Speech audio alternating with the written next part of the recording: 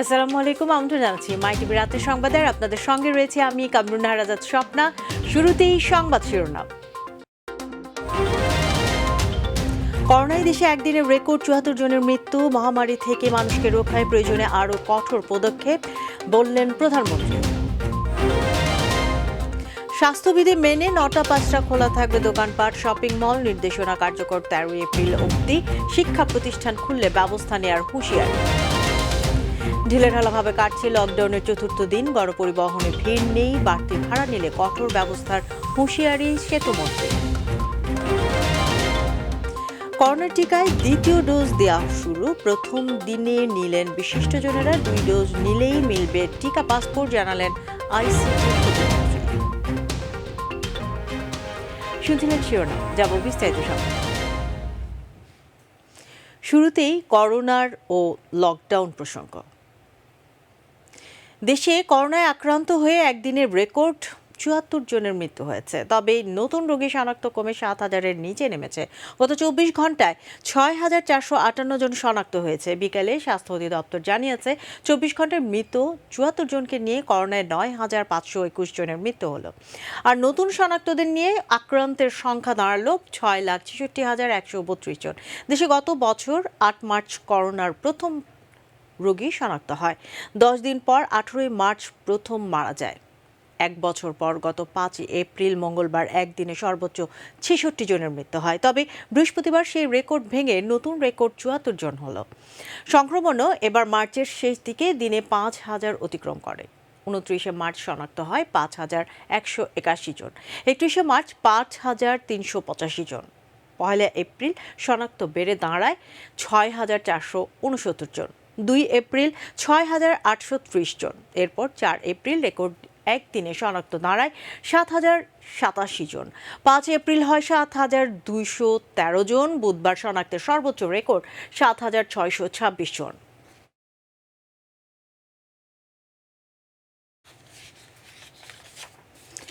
Corona virus থেকে মানুষকে বাঁচাতে প্রয়োজনে আরও কঠোর ব্যবস্থা নেওয়া হবে বলে জানিয়েছেন প্রধানমন্ত্রী শেখ হাসিনা। তিনি বলেন, করোনার মধ্যেও জীবন জীবিকা চালিয়ে নিতে হবে। তবে সংক্রমণ রোধে সবাইকে স্বাস্থ্য সুরক্ষা বিধি মেনে চলতে হবে। বিসিএস কর্মকর্তাদের বুনিয়াদী প্রশিক্ষণ কোর্সের সমাপনী অনুষ্ঠানে এসব কথা বলেন প্রধানমন্ত্রী। করোনার কারণে কিছুটা স্থবিরতা থাকলেও উন্নয়ন কাজ চলমান থাকায় উন্নয়নশীল দেশের তালিকায় বাংলাদেশের নাম উঠে এসেছে বলেও জানান শেখ হাসিনা। আরও জানাচ্ছেন রাকিব হাসান।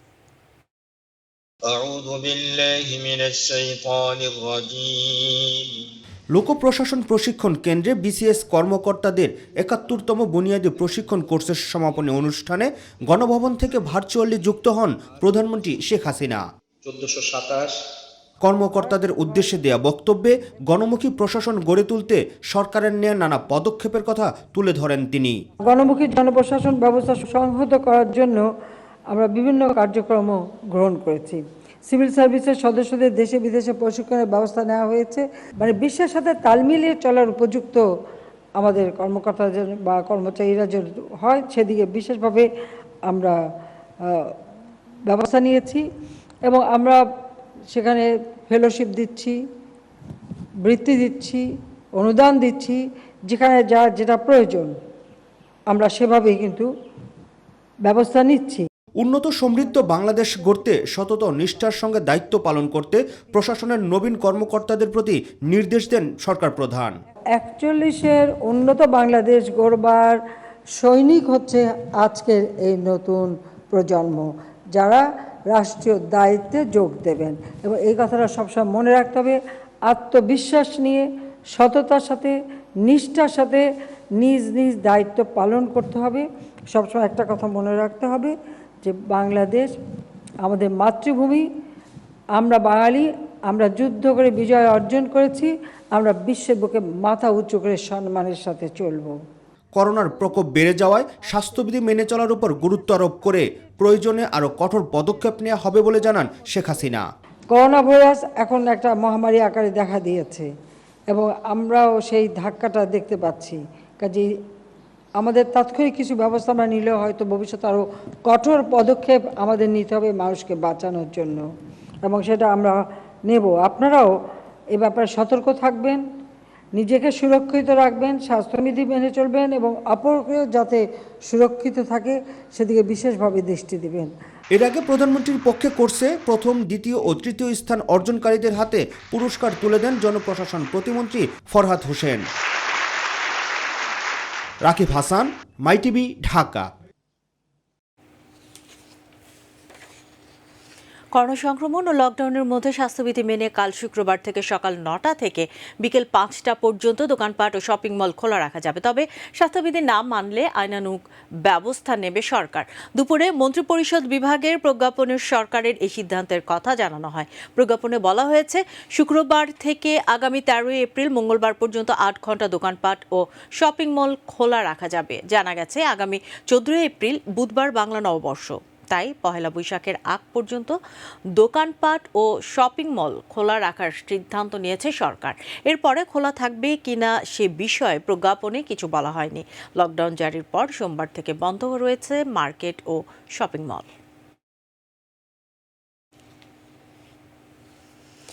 শিক্ষা উপমন্ত্রী মহিবুল হাসান চৌধুরী নওফেল বলেছেন, সরকারি নির্দেশনা না মেনে যারা শিক্ষা প্রতিষ্ঠান খোলা রাখবে তাদের বিরুদ্ধে ব্যবস্থা নেওয়া হবে।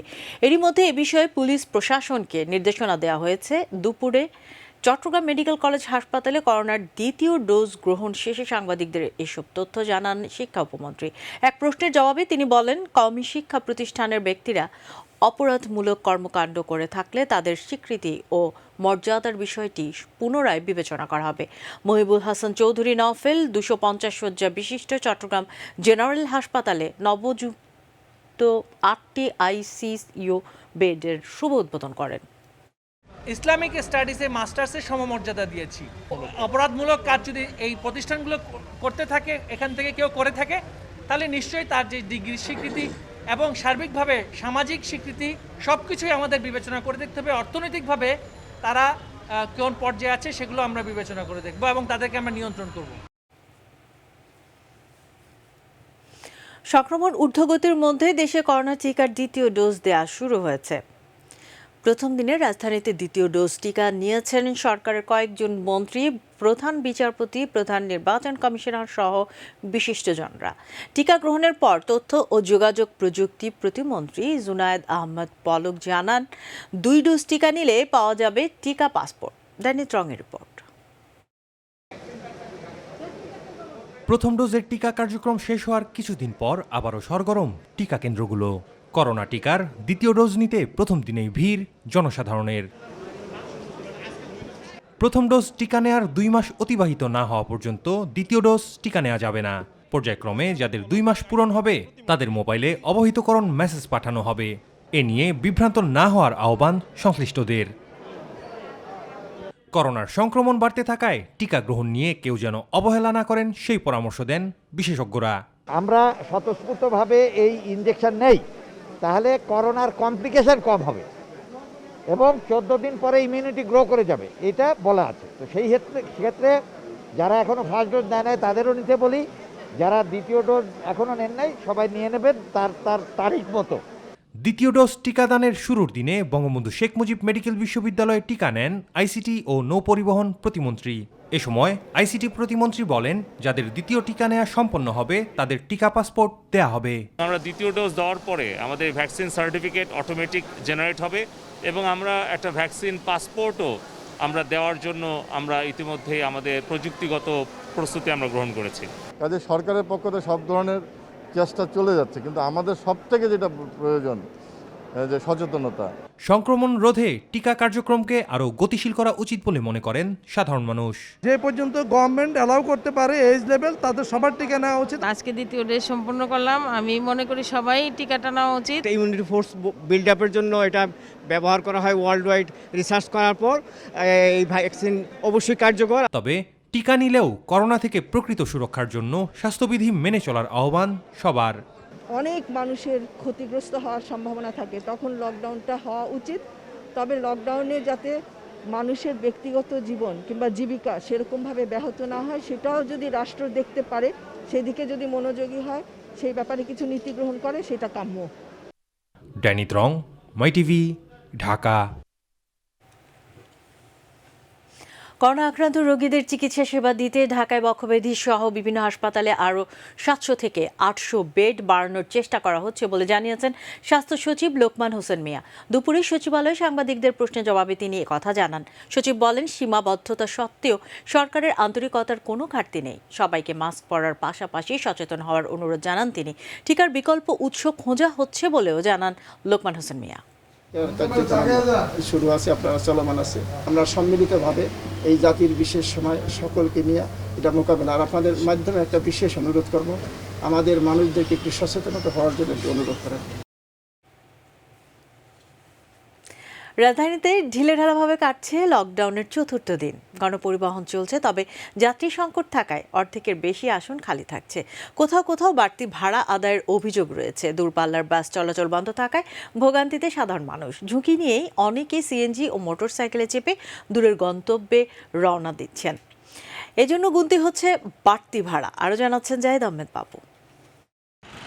লকডাউনের চতুর্থ দিনে রাজধানীর বিভিন্ন সড়কে চলছে বিভিন্ন ধরনের যানবাহন।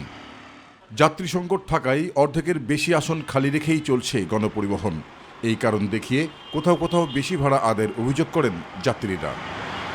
ভাড়া তো আগে ছিল 25 টাকা, এখন 30 টাকা, 60% ভাড়া বেশি নিচ্ছে। করোনার বিধিনিষেধে আটকে আছে দূরপাল্লার যান চলাচল। ঢাকা থেকে ছেড়ে যাচ্ছে না কোনো প্রকার বাস, ফলে চরম ভোগান্তির শিকার মানুষ। যেভাবে হোক আর কি যাইতে চাচ্ছি, তাও তো আসলাম এই পর্যন্ত আছি, এখন বাস নাই। এদিকে সুযোগকে কাজে লাগিয়ে নগরীর রাইড শেয়ারিং বন্ধ থাকলেও কেউ কেউ ঝোঁক বুঝে কোপ মারছেন ভাড়া আদায়ে। আমরা ভোগান্তির মধ্যে আছি স্যার, কি করবো? আমাকে তো পেট চালান দরকার স্যার, করোনা লয়ে আমরা বাইরে গেছি স্যার। আর এই পরিস্থিতিতে সিএনজি অটো চালকরাও যে যার মতো যাত্রী সাধারণের কাছ থেকে হাতিয়ে নিচ্ছে ভাড়া। গতকালকে নাকি আবার করছে, ট্রাফিকের সমস্যা করছে, যার জন্য আজকে এভাবে নিচ্ছি। অনেকেই আবার ঢাকায় চিকিৎসা নিতে এসে বিপাকে পড়েন। টার্মিনালে বাসের দেখা না পেয়ে এভাবেই সিএনজি চেপে রওনা দেন দূর গন্তব্যে। আমরা ময়মনসিংহ তো আইছিলাম ঢাকা মেডিকেলে, অন বাচ্চারা নিয়ে আসছি, বাচ্চার সমস্যা সমাধান হয়েছে, অপারেশন হয়েছে, যাওয়ার জন্য আমরা যেতে পারি না। যেতে তো হবে, লকডাউনের মধ্যে তো বাস চলাচল করছে না। এই জায়গা মহাখালী থেকে যেহেতু ময়মনসিংহের কোনো বাস পাওয়া যাচ্ছে না। সংক্রমণের বিধিনিষেধে দূরপল্লার চাকা থেমে থাকলেও নগরীর অন্যান্য যান চলাচলে নেই কোনো বাধা নিষেধ। জাহিদ আহমেদ বাবু, মাই টিভি, ঢাকা। মহানগরে বেশিরভাগ পরিবহন নিষেধাজ্ঞা মানলেও অনেক পরিবহন মানছে না। উল্লেখ করে সড়ক পরিবহন ও সেতুমন্ত্রী ওবায়দুল কাদের বলেছেন, শর্ত উপেক্ষা করলে সরকার আবারও কঠোর হতে বাধ্য হবে। তিনি সকালে তার সরকারি বাসভবনে ব্রিফিংকালে এসব কথা বলেন। ওবায়দুল কাদের বলেন, অভিযোগ রয়েছে কোনো পরিবহন নির্দিষ্ট এলাকার বাইরে চালাচ্ছে এবং সমন্বিত ভাড়ার অতিরিক্ত আদায় করছে। তিনি বলেন, এসব পরিবহনের বিষয়ে সরকার ব্যবস্থা গ্রহণ করবে। এ সময় আবারও সকলকে শতভাগ মাস্ক ও স্বাস্থ্যবিধি মেনে চলার আহ্বান জানান ওবায়দুল কাদের। শর্ত উপেক্ষা করে আপনারা নিজেরাই শর্ত মেনে গাড়ি চালাবেন বলে কথা দিয়েছিলেন। আমি আশা করি আপনারা আবারও বলবো, কথা দিয়ে কথা রাখবেন। শর্ত উপেক্ষা করলে সরকার কিন্তু জনস্বার্থে আবারও কঠোর হতে বাধ্য হবে। এবার অন্য প্রসঙ্গ, শুরুতেই D8 সম্মেলন।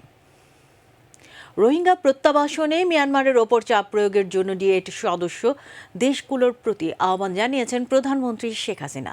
একই সঙ্গে তিনি ব্যবসা বাণিজ্য, যুব উন্নয়ন, তথ্য প্রযুক্তি সহ বিভিন্ন ক্ষেত্রে সদস্য দেশগুলোকে পারস্পরিক সহযোগিতা বাড়ানোর ওপর গুরুত্ব আরোপ করেছেন। ঢাকায় 10ম D8 শীর্ষ সম্মেলনের উদ্বোধনী অনুষ্ঠানে গণভবন থেকে ভার্চুয়ালি যুক্ত হয়ে এসব কথা বলেন শেখ হাসিনা। আরও জানাচ্ছেন মোবালি করিম। ঢাকায় 10ম D8 শীর্ষ সম্মেলনের উদ্বোধনী অনুষ্ঠানে গণভবন থেকে ভার্চুয়ালি যুক্ত হন প্রধানমন্ত্রী Sheikh Hasina. I would humbly request the honorable D8 leaders. অনুষ্ঠানে ভার্চুয়ালি সংযুক্ত ছিলেন মিশর, Indonesia, Iran, Malaysia, Nigeria, Pakistan ও তুরস্কের নেতৃবৃন্দ। অনুষ্ঠানে তুরস্কের president Recep Tayyip Erdogan D8 এর চেয়ারম্যানশিপ প্রধানমন্ত্রী শেখ হাসিনার কাছে হস্তান্তর করেন। বাংলাদেশ আগামী 2 বছর D8 এর চেয়ারের দায়িত্ব পালন করবে। I also would like to emphasize that we will support your presidency. এবছর শীর্ষ সম্মেলনের প্রতিপাদ্য নির্ধারণ করা হয়েছে পরিবর্তনশীল বিশ্বে অংশীদারিত্ব, যুবশক্তি ও প্রযুক্তির প্রস্তুতি। প্রধানমন্ত্রী শেখ হাসিনা বলেন, ব্যবসায়িক ধারণা, মডেল, উদ্ভাবন ও প্রযুক্তিতে তরুণদের শক্তি ও সম্ভাবনা খুবই গুরুত্বপূর্ণ। তিনি বলেন, যুবশক্তিকে কাজে লাগাতে পারস্পরিক সহযোগিতা বাড়াতে হবে। The power and potential of the youths who have made breakthrough in business ideas, models, innovations and technologies. Rohingya প্রত্যাবাসনে মিয়ানমারের উপর চাপ প্রয়োগ ও মহামারী করোনা মোকাবিলায় সমন্বিতভাবে সদস্য দেশগুলোকে এগিয়ে আসার আহ্বান জানান প্রধানমন্ত্রী Sheikh Hasina. We have insisted from the beginning that the Rohingyas have to go back to the Rakhine state in Myanmar in a safe, dignified, voluntary and sustainable manner. D8 রাষ্ট্র ও সরকার প্রধানরাও ভার্চুয়াল মাধ্যমে শীর্ষ সম্মেলনে বক্তব্য রাখেন। Some of the hard-earned progress recorded over the last decade, all of us, with no exception, have been affected. from the standpoint of economic development too. That our youth involvement in agriculture has been on the increase. We must push back against vaccine nationalism and undue export restrictions. পরে পররাষ্ট্রমন্ত্রী doctor AK Abdul Momen virtual ব্রিফিংয়ে D8 সম্মেলনের প্রথম দিনের সার্বিক চিত্র তুলে ধরেন।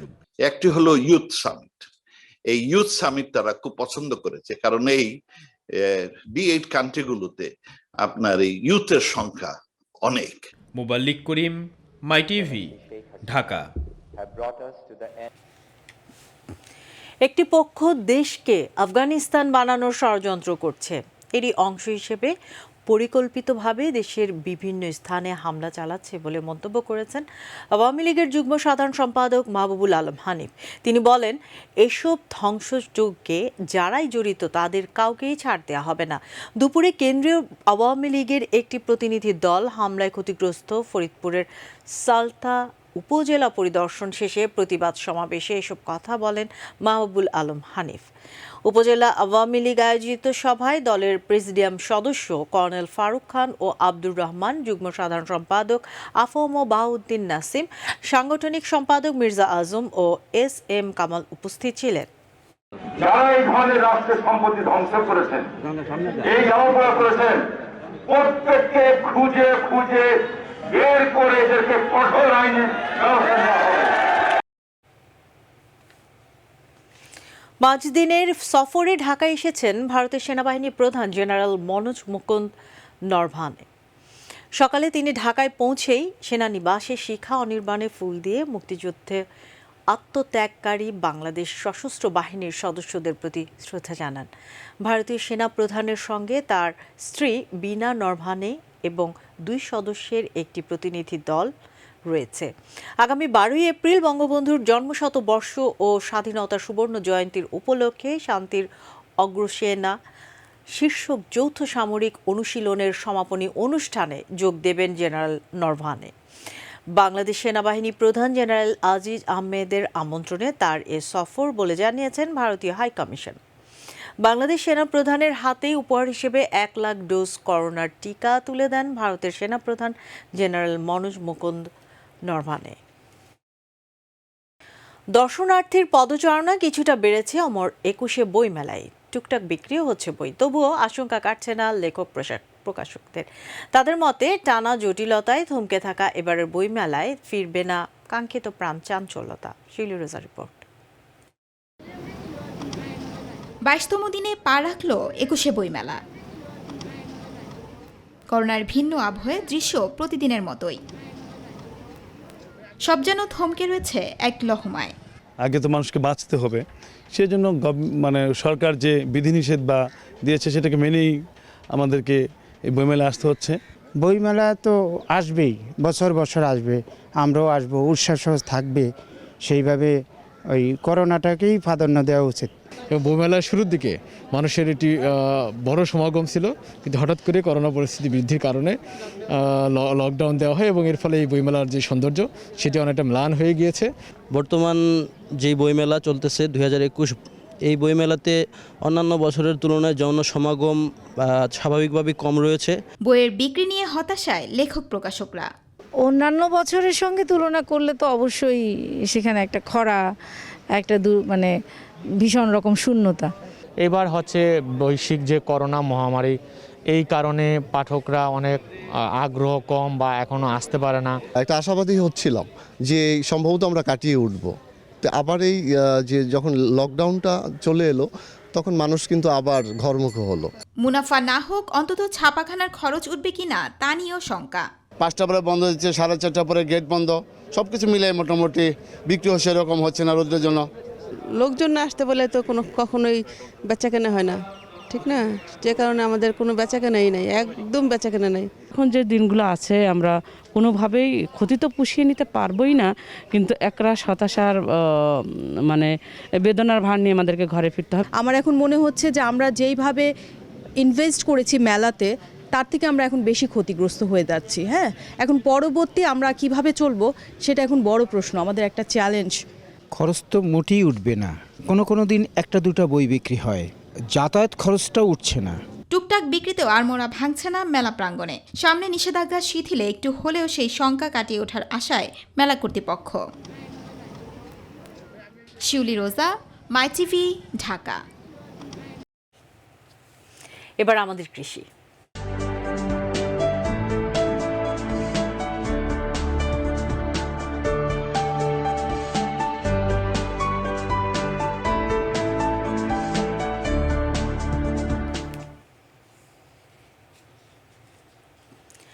দেশখ্যাত দিনাজপুরের লিচু বাগানে এবার বোম্বাই জাতের লিচুর মুকুল না আসায় হতাশ ব্যবসায়ীরা। তবে মাদ্রাজি ও বেদনা সহ অন্যান্য জাতের লিচু আছে, মুকুল এসেছে স্বাভাবিক নিয়মেই। আবহাওয়া অনুকূলে থাকলে এসব জাতের লিচুর ভালো ফলনের আশা করছে লিচু চাষিরা। প্রতিনিধি মুকুল চট্টোপাধ্যায়ের রিপোর্ট, জানাচ্ছেন শামস তাবরিজ উচ্ছ্বাস। প্রতি বছর এই সময়ে দিনাজপুরের প্রতিটি লিচু গাছ ভরে যায় মুকুলে মুকুলে, কিন্তু এবার হয়েছে ব্যতিক্রম। বোম্বাই জাতের লিচু গাছগুলোতে মুকুলের পরিবর্তে এসেছে নতুন পাতা। এতে হতাশ লিচু বাগানিরা। জেলায় সবচেয়ে বেশি উৎপাদন হয় এই বোম্বাই জাতের লিচুর, কিন্তু গাছে গাছে মুকুলের পরিবর্তে পাতা দেখে ফিরে যাচ্ছেন মৌসুমী লিচু ব্যবসায়ীরা। লিচুর গাছে কোনো লিচুর মুকুল নয়, সব নতুন পাতা। আমার প্রায় 30টা গাছ আছে, 30টা গাছের মধ্যে মনে যে কত 5-7টা গাছে মুকুল আছে। যে দেখতেছি এবার আরবার যেটা হয়েছিল সেইবার এবার এটাও নেই, সম্পূর্ণ পাতা মুকুলের সংখ্যা একেবারেই কম, যার কারণে আমরা লিচু বাগান চাষিরা খুবই হতাশাগ্রস্ত। তবে মাদ্রাজি ও বেদানা সহ অন্যান্য জাতের লিচু গাছে মুকুল এসেছে স্বাভাবিক নিয়মে। আবহাওয়া অনুকূলে থাকলে ভালো ফলনের আশা বাগানীদের। চায়না থেকে বেদানা এগুলা আছে, ভালোই মোটামুটি আছে, এগুলা তো উপর তো ভরসা করা যায় না, এগুলা তো মনে করেন জ্বলে যায়, কি হয় বৃষ্টি হলে। আর অন্যান্য যেগুলো গাছ আছে আমাদের সেগুলোতে যেমন মুকুল দেখতেছি, তো আশা করা যায় আবহাওয়া যদি ভালো থাকে ইনশাআল্লাহ আমরা বেশি রায় করতে পারবো আর কি। বোম্বাই জাতের লিচু গাছে মুকুল না আসলেও অন্যান্য জাতের লিচুর ফলন নিয়ে আশাবাদী এই কর্মকর্তা। তবে কোনো জাতে ফুলের সমাবেশ একটু কম হয়েছে, আবার কোনো জাতে আমরা দেখেছি যে আশাতীত ফুল এসছে, বিশেষ করে পুষ্পমঞ্জরি এসছে। তা আমরা এবার গড় পড়তে আমরা ধারণা করে নিতে পারি যে এবার ফলন গতবারের তুলনায় বেশি না হলেও অন্তত কম হবে না। জেলায় এবার 6,500 হেক্টর জমিতে লিচুর চাষ হয়েছে। শামস তাবরিজ উচ্ছ্বাস, মাই টিভি, নিউজ ডেস্ক। তথ্য ও যোগাযোগ প্রযুক্তি বিভাগের ই-কমার্স প্ল্যাটফর্ম এক শপের উদ্যোগে করোনা ভাইরাসের টিকা পেতে যাচ্ছে দেশীয় ই-কমার্স মার্কেটপ্লেস ইভ্যালির কর্মীরা। ইভ্যালির পাশাপাশি ফ্রন্টলাইনার হিসেবে দেশের ই-কমার্স খাতে কর্মরত 6,000 কর্মী এই টিকা গ্রহণের সুযোগ পাবেন। রাজধানীর ধানমন্ডিতে ইভ্যালির প্রধান কার্যালয়ে টিকা গ্রহণের জন্য আনুষ্ঠানিকভাবে কর্মীদের অনলাইন নিবন্ধন শুরু হয়। প্রথম নিবন্ধক হিসেবে নিবন্ধন কার্যক্রমের উদ্বোধন করেন প্রতিষ্ঠানটির মানব সম্পদ ও প্রশাসন বিভাগের পরিচালক সাবরিনা নাসরিন। পরে এক শপের প্রতিনিধিরা সুরক্ষা প্ল্যাটফর্মের সঙ্গে থাকার জন্য ধন্যবাদ। এছাড়া ইউটিউবে মাই টিভি সংবাদ পেতে ভিজিট করুন youtube/mytvbd নিউজ এবং আমাদের অনুষ্ঠান দেখতে ভিজিট করুন youtube/mytvbangla, facebook/mytvbangla ও twitter/mytvbangla। আমাদের পরবর্তী সংবাদ দেখার আমন্ত্রণ জানিয়ে বিদায় নিচ্ছি। দর্শক, করোনা সংক্রমণ রোধে সবাই সতর্ক থাকুন, স্বাস্থ্যবিধি মেনে চলুন। এরই সাথে শেষ করছি আমি কামরুন নাহার আজাদ স্বপ্না। আল্লাহ হাফেজ।